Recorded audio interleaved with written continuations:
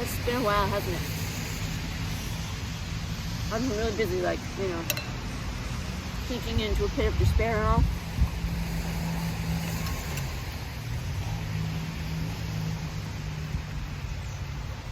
And I've decided I'm sick to death of that.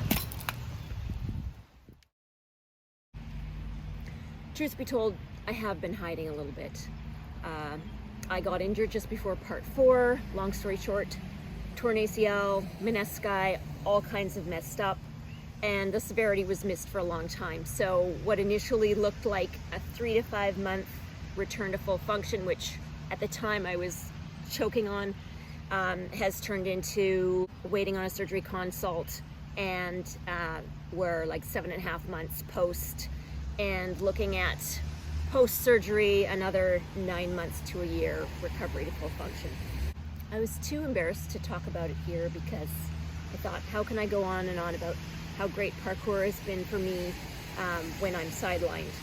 But then I realized the goal here isn't to convince you to take up parkour, but more to reflect what the experience might look like for me. And here's what it looks like. It's really restricted a lot of my movement, plus I have a strong fear of re-injuring. I do realize I've fallen into a trap of just focusing on what I've lost and not what I still have to work with. But sometimes constraints force creativity.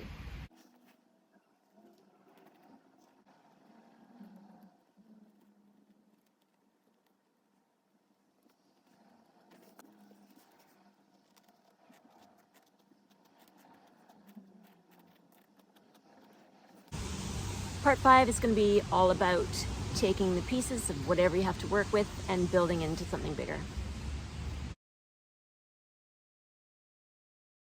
In sports science, we can distinguish different types of skills. A discrete skill is a brief action that has a clear beginning and end. An example of this would be a jump or a vault. We can also have continuous skills, where one skill is repeated in a cyclical manner. The performer can choose the beginning and end, and it's easy to learn because of its repetitive nature. An example of this would be running. Finally, we have serial skills, which is a group of discrete skills that are combined to form one complex movement or a routine. So some skills require a specific sequence of actions, but in parkour, it's quite variable. This is what we call a line, and we determine the sequence of discrete skills based on the equipment we're working with or the structures available in our environment. They're, of course, much more complex in terms of learning, and what we're able to do in series depends entirely on which discrete skills we're able to perform. I'm just going to play around a little bit in this space today and see what I can create.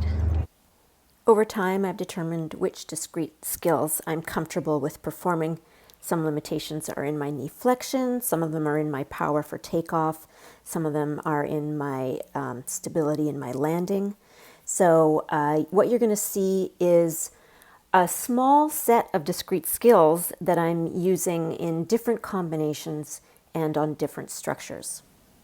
So at first I started combining just a couple of moves and then started playing around with 3 different moves in a series, finding all the different ways that I could utilize this one simple structure that I could pass over or come on and off of. Then I went to a different place that had sort of a similar structure, but 2 of them in enough proximity that I could connect movements between the 2 structures.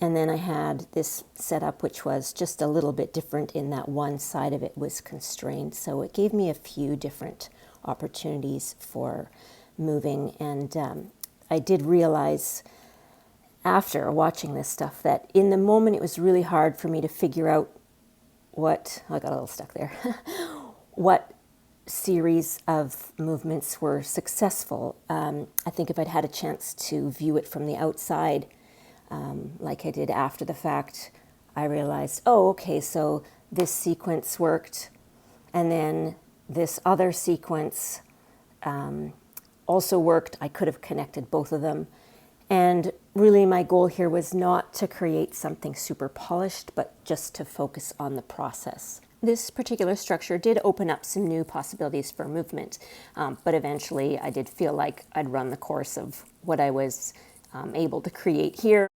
So I moved over to a different set of structures. Here I'm just repeating the same move, both ascending and then descending.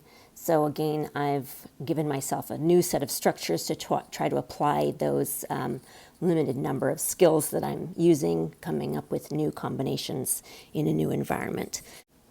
And despite having, a set of discrete skills that I could work on and in 4 slightly different environments, there wasn't really a lot of variety in terms of either my movement or what these structures afforded. And eventually I started to feel like it was getting really repetitive, and it was cold and windy, so I was starting to not have quite so much fun and maybe even feeling a little bit lonely. Most of the parkour I do outside is with other people, so even if I'm not making continuous progress with my skills at this point in my recovery, at least I get that companionship. Being injured can really feel isolating. Not having ever sustained a serious sports injury before, I really wanted to understand what was going on, and it was a relief to me to know just how common these types of injuries are. In fact, there is a prevailing idea that if you're going to be an athlete long enough, at some point you're going to sustain a major injury. I suppose I could even look at this as one more thing that parkour has given me. An opportunity to see myself come through an injury like this and emerge stronger on the other side. At least that's my intention moving forward.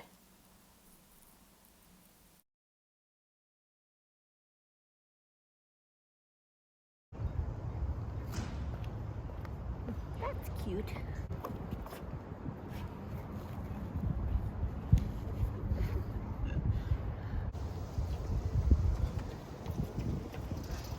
Sliver.